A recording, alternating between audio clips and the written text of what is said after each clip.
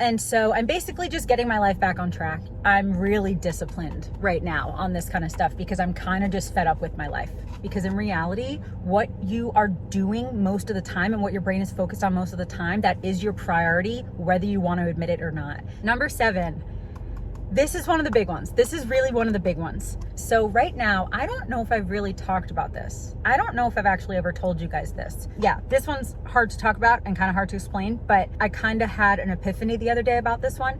Hi, this is Katie. In today's video, I'm going to be talking about some changes that I'm going to be making. I'm actually pretty excited about this video. Can you tell? So I'm going to be talking about some changes. Some of them I actually already started implementing today or yesterday.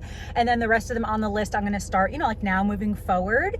And I wrote a list. I actually wrote it on my phone and then I transferred it here because I'm using my phone to film. And so I can't read it off my phone, but I did transfer that whole list onto here. There's like 16 things on here that I'm going to be changing about my life. And so I mentioned in some of my last videos that I'm actually back in Florida. I spent the last year or so in Florida at my best friend's house. And then I went up to New York, I went to Charleston, and then I ended up coming back to Florida because initially, when I left Florida, I really thought that God was telling me it was time for my next adventure, and I kind of felt ready for my next adventure, and I needed to go to New York to go to some doctor appointments and stuff like that. And then I really just thought that I would have figured it out by then where I was going to go next, and I just didn't. And so after New York, I did go to Charleston to spend some time with my dad, and then after that, I talked to my best friend back in Florida, and I was just like, I don't know what I'm doing, and he's like, just come back here, it's okay, just come back here. And so now I'm back in Florida. I'm going to be here for at least a few weeks, potentially a few months, and I knew when I was coming back here that I needed to treat my life in Florida differently. And then also just moving forward, I'm going to be implementing a lot of these and also just changing certain things moving forward. You guys know that I like to do that. I like to take an inventory on my life and see what's working, see what's not, and then work on things, right? Like discipline over motivation. I really like to do that kind of stuff. And so I realized that the last year that I was in Florida, I know I did a lot of really good things for myself and just for life, and for God, but I just still think that I missed the mark a little bit. I spent too many days in bed watching TV. I spent too many hours scrolling on Instagram or playing a game on my phone when I could have been using that time more productively or just wiser, more for God, stuff like that. And so I just really decided that when I was going to be back here, and then again, moving forward, kind of depending on some of these things, whatever, but at least for right now, I knew that I need to make some changes in my life. I know that I need to make them for God. I know I need to make them for myself, for my future, for the people that I impact, I need to make some changes. And again, I'm really big on discipline over motivation. And so some of these things on this list, you're going to be like, Katie, you mentioned that 6 months ago. You mentioned that a year ago. And here's the thing. Some of these things I did do pretty consistently, or I thought I was going to do consistently, and then I did it for a week or two, and then I stopped. And I'm one of those people who I think it's important to be hard on myself, but I kind of see it more as take responsibility for my actions and that kind of stuff. I think that's really important. However, I think that sometimes I get too hard on myself. And so sometimes I will, honestly, this is a big struggle for me. I will take a step back on something, and I've talked about this before. I might, make a goal, and then after a couple weeks, I might take a step back. And I always say that one of the most important things you could do is just get right back on track. But sometimes for me, I just get so hard on myself where it turns into self-hatred, honestly, where I'm just no, Katie, you suck, whatever, you can't do it anyway, And then sometimes I give into that. And so then I end up just not going back to that goal, that has happened sometimes. And so I'm basically just getting my life back on track. I have been too depressed. I've been too focused on my depression. And again, I've talked about that a lot too, right? Don't let my emotions overpower me, but I have been letting that happen. I have been letting my emotions overpower me, and I've been focused more on my emotions than I have on God, and that I have on the truth and on God's word. And that's not the way I want to live. I have just noticed that there are certain hypocritical things about me that I'm I love God. I'm so focused on God. But then, and here's the thing, I don't think that you can be a Christian and then therefore you're never going to experience depression. That's not what I mean. However, I do believe that since I'm a Christian, that means that when I'm experiencing depression, I want to handle it differently, and I want to focus on God through it, not focus on my emotions through it. I do not want to let my depression overpower my feelings towards God or my thoughts and my actions that are more focused on God. And honestly, I have let that happen a lot. I've let my PTSD, my OCD, my depression, my anxiety, my negative self-talk and my negative emotions, so many times, not all the time by any means, but so many times I have let those negative things overpower what I truly believe. And to me, that's a little hypocritical. And again, not to say that it's hypocritical to be a Christian and feel depression. That's not what I'm getting at. But the degree that I was feeling my depression and then believing it, I think that if I'm going to call myself a Christian, that I need to say, yes, I'm feeling depressed right now, but I'm not going to let that overpower me, and I'm not going to let myself believe that more than God's word. And that's very hard, and arguably it's very strict, but I think that it's true. I think it's true that if I'm going to call myself a Christian, God's word has to be before everything else. And so when I'm feeling those feelings of depression or anxiety or something, this can go into a whole long story, but basically I'm going to understand, okay, I'm feeling depressed right now. But instead of, I'm feeling depressed right now, so I'm just going to wallow in it like I have done so many times. Instead of that, I'm going to be like, no, what does God tell me to do? I'm going to pick up my Bible. I'm going to pray. And that's going to be so difficult sometimes, but I want to, again, this list is a fully focused, disciplined list. This is not I'll see how it goes. No, this is like a disciplined list that I'm going to make sure that they are 100%. Well, here's the thing too, is it's like, Katie, 100% is a tall ask for myself, a mere human, but as disciplined as humanly possible, not making excuses for it. But if I do take a step back and I mess up, or I make a mistake, or I make a bad choice, whatever, just get right back on it. Don't even wallow in it, because I wallow in that kind of stuff, but don't even wallow in it. Anyway, I can talk about this stuff so much because it's so important. But again, one of the things I've struggled with is I make one mistake. All right, well, then I suck. It's like, no, move on. I had this conversation with my dad the other day that I said something. We were watching baseball or something, or maybe it was golf. I don't watch golf. My dad does. Regardless, there was some sport on TV. And I remember bringing up the conversation to my dad of wait, when professional athletes make a mistake, they can't wallow in it. They have to immediately get right back up and just keep going and keep pushing and keep working as hard as possible. They cannot physically wallow in it, because that will literally ruin their game and ruin their career, because it ruins their mindset. Their mindset comes first, right? And I talked about that with my dad for a little while, and my dad's like, yeah, they can't wallow in it. They just have to be all right, I made that mistake.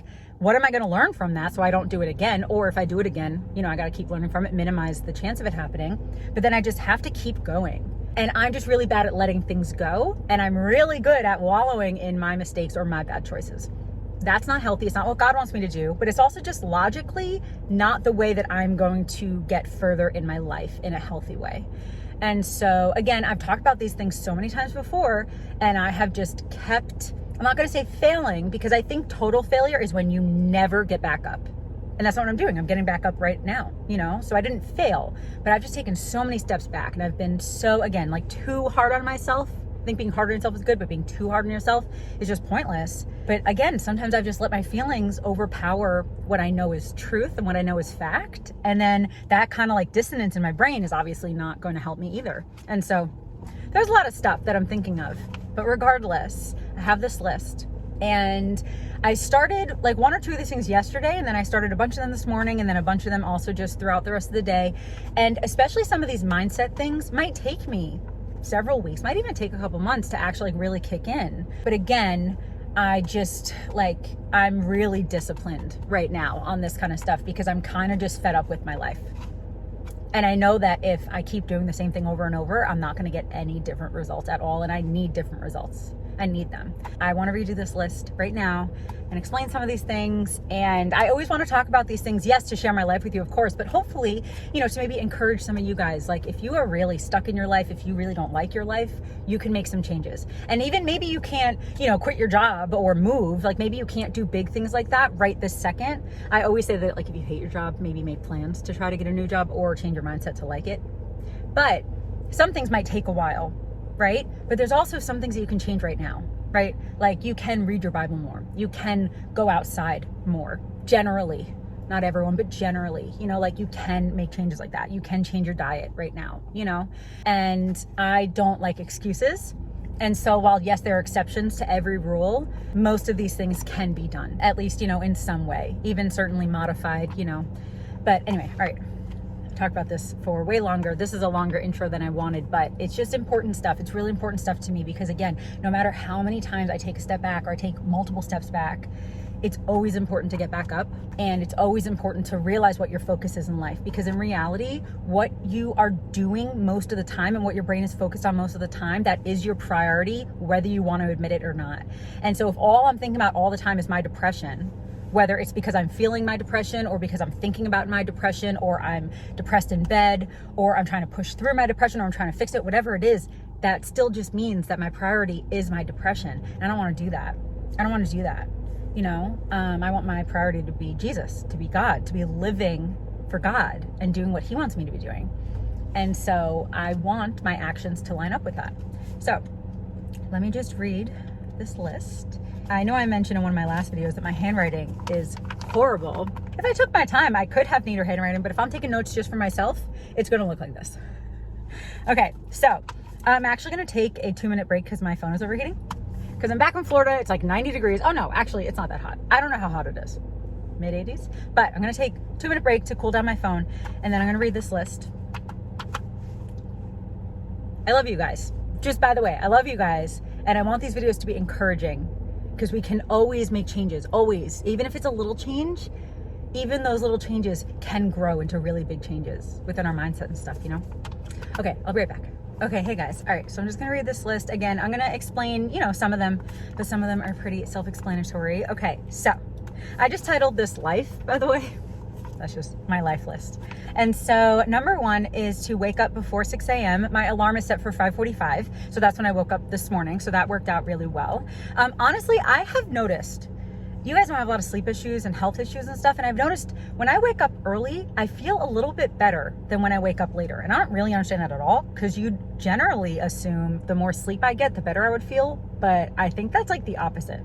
I don't know. Maybe it's like the timing, like the sun. I don't know. Regardless, I woke up around 5:45 this morning and I still didn't feel great, because I never feel great when I wake up. Rarely, not never, rarely. But after an hour or two, I felt fine. So I woke up at 5:45. But it's just before 6 is on my list. Number 2 is no phone until 6:45. So spend, the first hour or so not on my phone. Number 3 is to do a task right when I wake up. And so I know that I talked about this maybe a few months ago about when I wake up early, what am I going to do right when I wake up? Like, I couldn't really figure it out. And I really like to go for walks right when I wake up. However, if I'm waking up that early, it's not light out yet. And I don't want to go for a walk when it's not light out. And so I'm like, okay, I don't want to like shower and get ready and then go for a walk. Like, I want to go for the walk and then shower. So I'm like, all right, what am I going to do for that first like hour and a half before the sun rises, So I was like, okay, I need to wake up. Showers wake me up. But if I'm not taking a shower right when I wake up, what else is going to wake me up? I don't drink caffeine, nothing like that. So I realized that doing a task right when I wake up is going to help me. So yes, I'm going to splash water on my face and brush my teeth. But like this morning when I woke up, I started organizing my bathroom a little bit and going through some stuff and cleaning some stuff and stuff like that. So I'm like, okay, if I do a task, even if it's 5 minutes or a half hour, whatever it is, I think that will help wake me up. So whether it's cleaning, organizing, something that like I'm standing up to do or I'm walking around to do, I think that will be helpful right when I wake up. Number 4 is to journal every morning and night.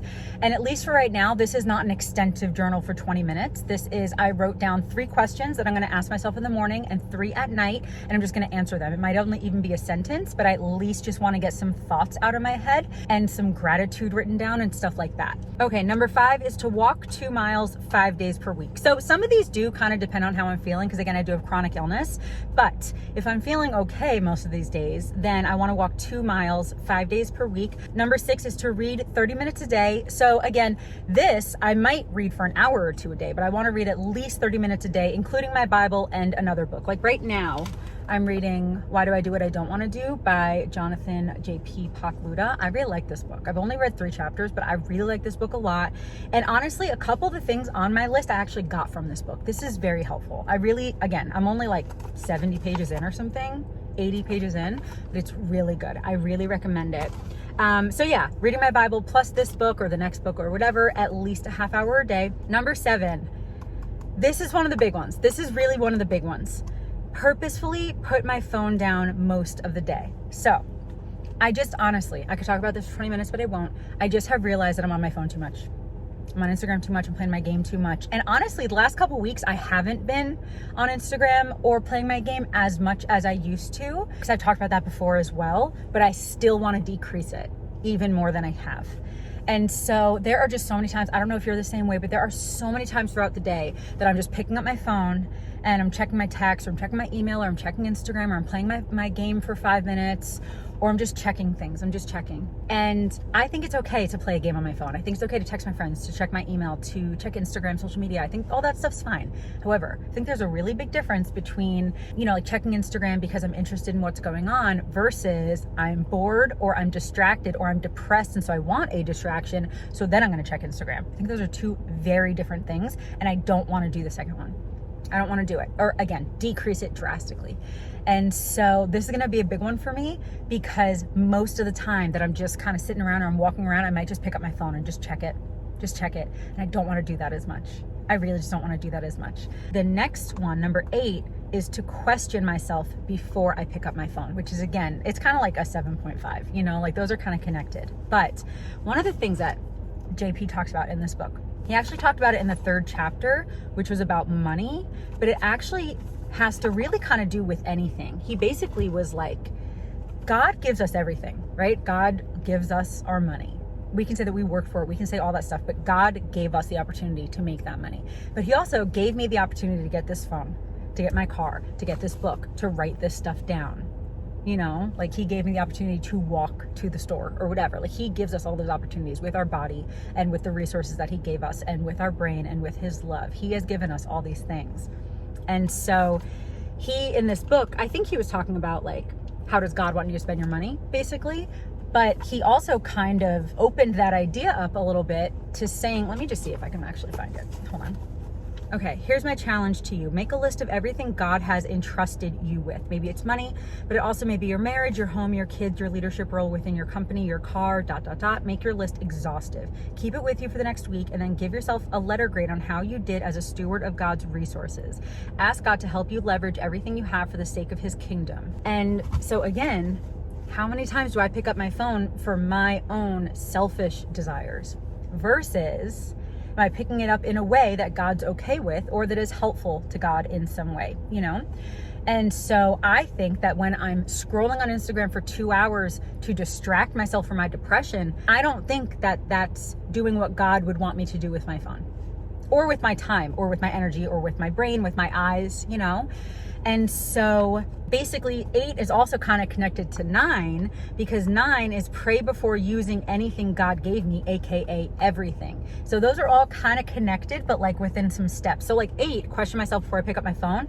I want to be like, okay, Katie, you have 10 minutes right now, so you just naturally would go pick up your phone because you have 10 minutes. Maybe it's a good time to pray, or to read your book, or to do an arts and crafts, or to go for a walk, or do something, research something, learn something, whatever, organize something.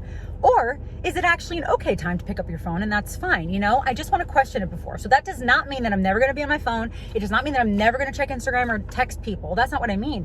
It's just I want to question it before I do it, because a lot of times I just do it and I don't think about it, and then it just becomes, at least in my opinion with how I'm doing it, kind of like a bad habit, because I'm doing it way more than I want to, and then on top of that, way more than I think is good for God's kingdom, because I'm just distracting myself.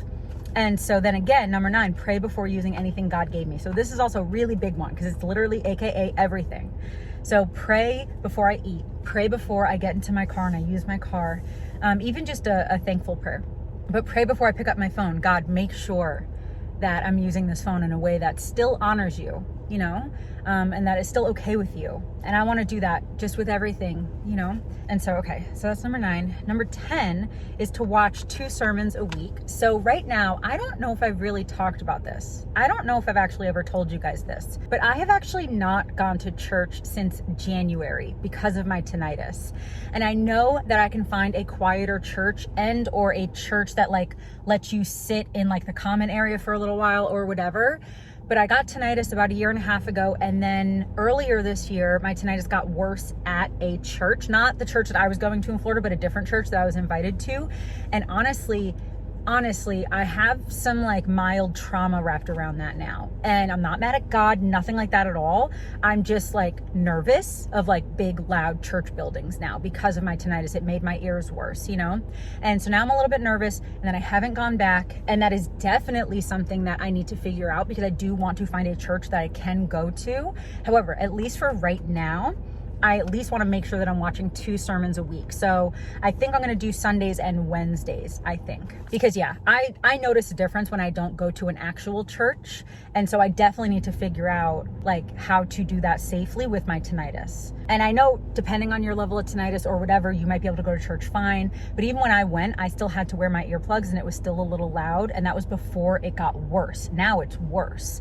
And so I don't know if I can get earplugs and over-ear headphones, and that might be okay. Or again, I don't know if like I go sit in a different part of the church, or if I just find a much smaller and quieter church. I'm not really sure. So that is definitely something I have to pray about and figure out soon-ish. But again, at least for now, I want to watch 2 sermons a week.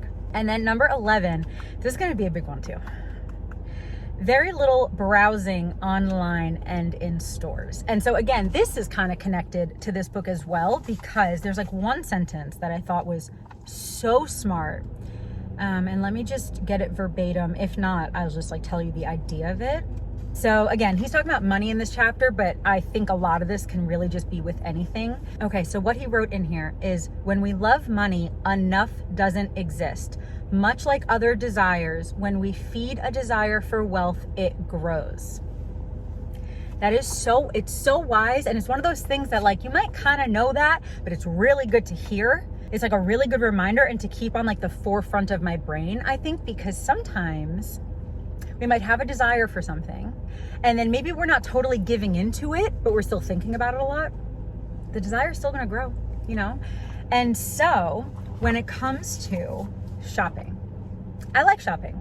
I like looking at stuff online, even if I'm not buying anything. I like looking at stuff online. I like walking around stores. It's just kind of fun for me. I like doing that. However, at least with that passage, and again, with how I want to change my life right now, I think that the more online shopping I do, again, even if I'm not buying anything, but the more online browsing I do or in-person browsing I do, I'm still kind of connected to the idea of shopping and spending money. So even if I'm not spending money, it's almost like I'm still connected to the idea of it. And I don't want to be, because the next thing on my list is that at least for the next 3 weeks, because that's when I get paid next, at least for the next 3 weeks, I'm gonna have a $45 limit on unnecessary purchases. So it's not a no buy by any means. That's like when you don't buy anything that you don't need. This is just more like a very limited buy. And the $45, again, that can go to anything that I don't need. So if I find a shirt and I love it, okay, $45. Honestly, I might lower that limit. A little bit. But so yeah, at least until the next 3 weeks. And then moving forward, I'm going to have a much stricter budget. You guys know that I've budgeted, different times in the past, but I want to just be very strict on that, at least for this next 3 weeks, to be $45 on things that I don't actually need. But again, if I'm always browsing online, or if I'm always walking around stores, I'm going to be more tempted to spend more money. And I don't want to tempt myself to do things like that. I don't want to. And it's like, we almost like trick ourselves or lie to ourselves sometimes, like, oh no, but I just like browsing. Because I like browsing. However, if we realize that it turns into a temptation, oh, I wish I could buy that. I wish I had more money to buy that. Oh, I love that. Then we're just tempting ourselves, and lead us not into temptation, right? Like, we're doing that to ourselves. And so I just want to run away from that as much as I can. And here's the thing though.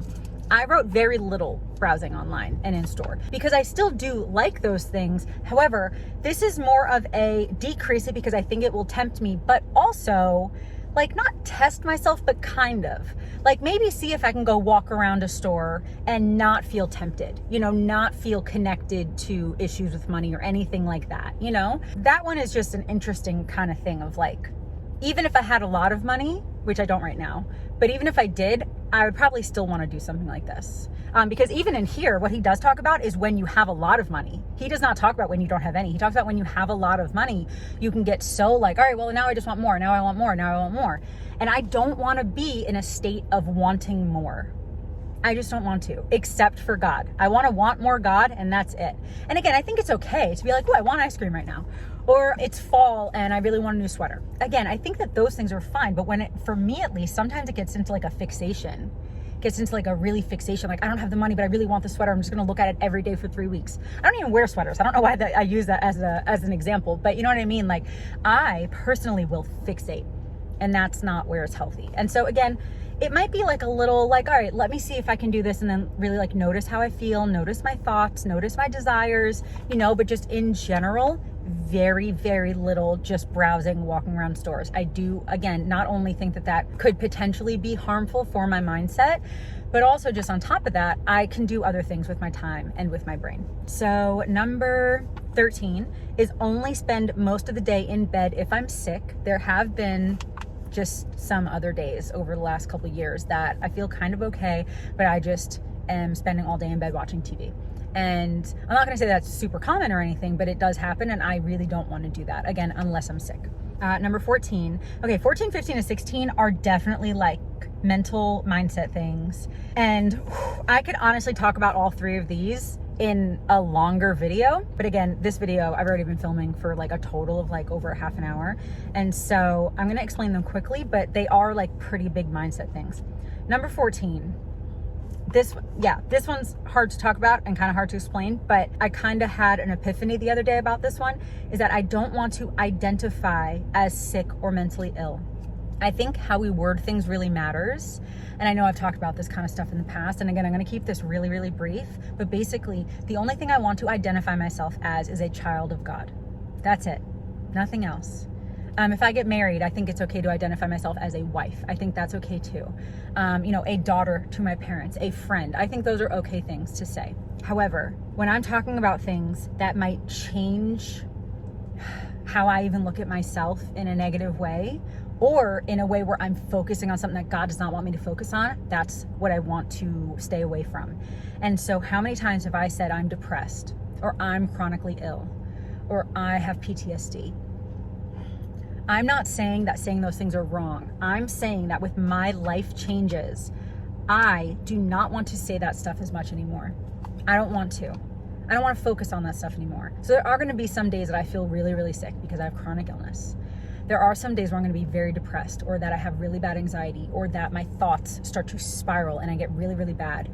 But basically, when I say I don't want to identify with those, what I mean by that is I want to focus on God through that as much as possible, and not wallow in it and not pity party in it, and just completely focus on God through it and not identify, I'm depressed. I don't want to say that about myself.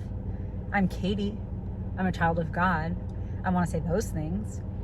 And then also on top of that, start to be more positive with how I talk about myself, because I do talk about myself pretty negatively, like to myself.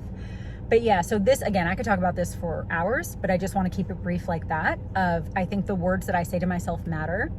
And I don't want to say, well, I'm depressed. I think that's limiting myself.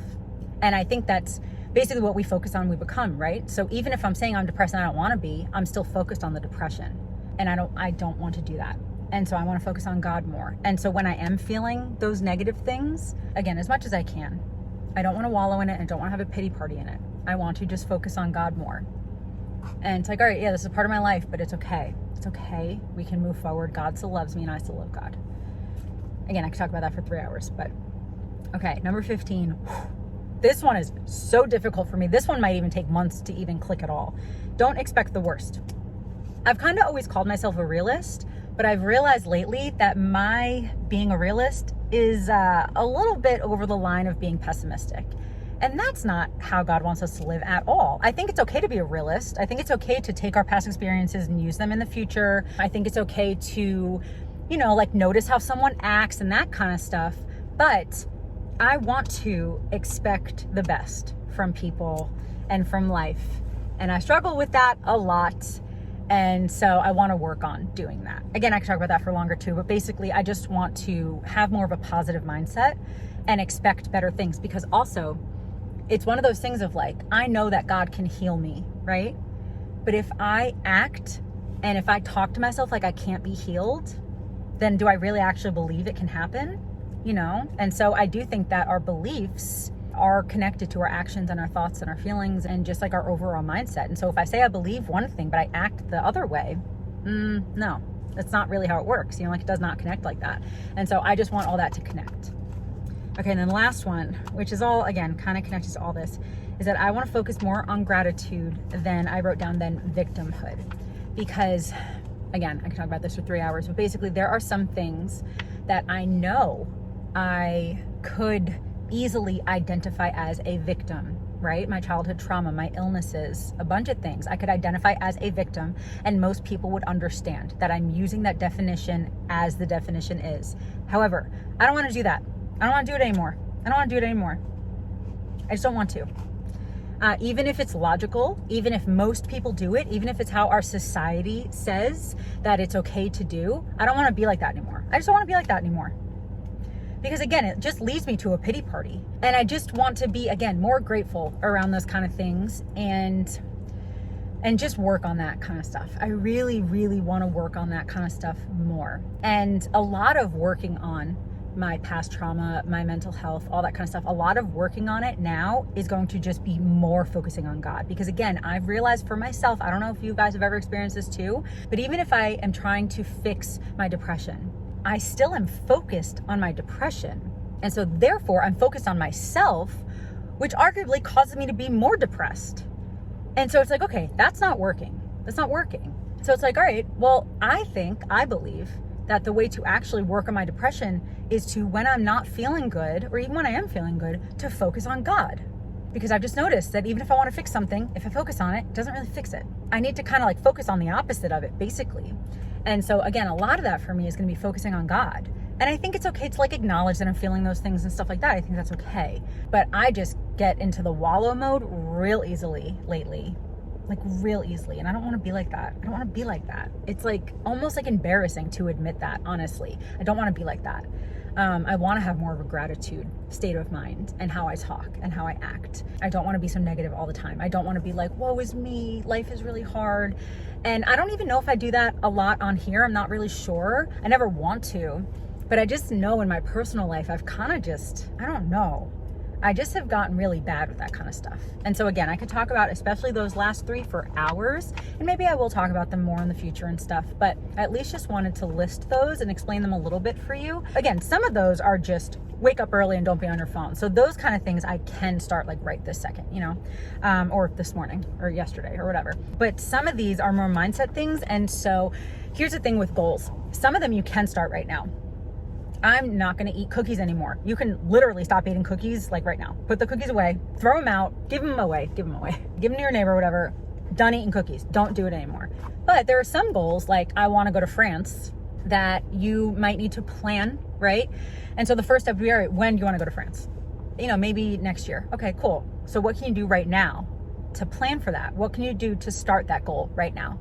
So it might be, all right, well, I got to start saving money. Okay, how are you going to do that? And just keep digging deeper to find out how you can actually start that goal today. So I think basically any goal you have can be started today, whether it is a first step in saving money or a mindset shift, or an action again.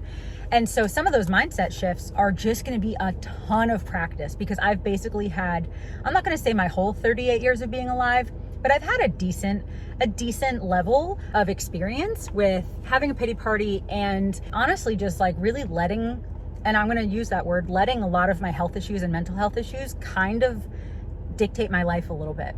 And I don't want them to. And again, there are going to be some times where they kind of have to. I might be really, really sick in bed, so I can't go on my 2-mile walk, like I get that. I really need to like have accommodations for myself, and I need to be okay with those as well. But again, generally, a lot of these things are just going to take a lot of discipline over motivation. Motivation is not real. You guys, not real. Do not wait for motivation. Okay, don't do it. I know it feels good, whatever, but you don't need to. Just be disciplined. And also, the way to make discipline really, really work is to remind yourself why you're doing it. Make it fun if you can, turn it into a game if you can, but in reality, just remind yourself why you're doing it. The positive aspects around it, But yeah, so some of these I can change immediately, like I already started this morning. But some of these are going to take a while, and I know that.